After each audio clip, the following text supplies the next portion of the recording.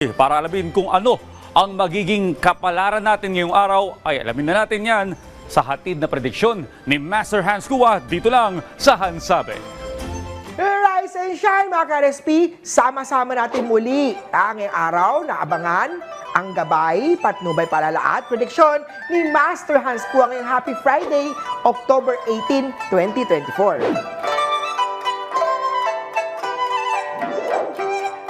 Para sa mga pinanganak ng Year of the Rat, focus lang muna tayo sa career ngayong araw. Huwag magpa-distract sa mga taong umaaligid sa iyo para makasiguro maganda ang kalalabasan ng trabaho. Orange at 1 ang swerte kay Year of the Rat.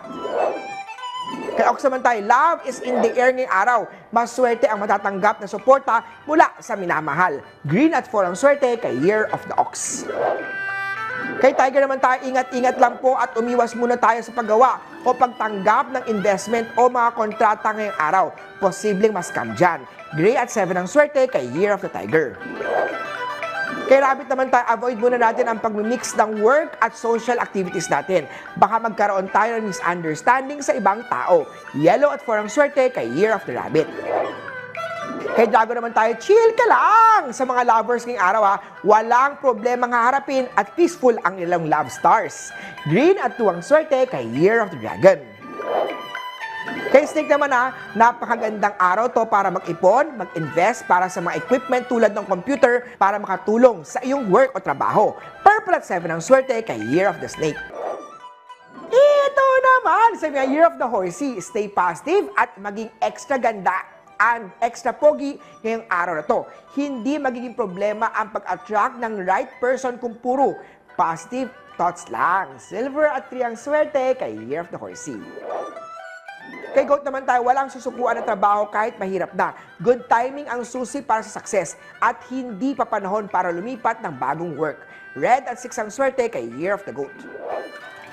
Kay Monkey naman sa mga hindi komportable sa kanilang boyfriend o girlfriend, itigil na po ang relasyon hanggang maaga pa.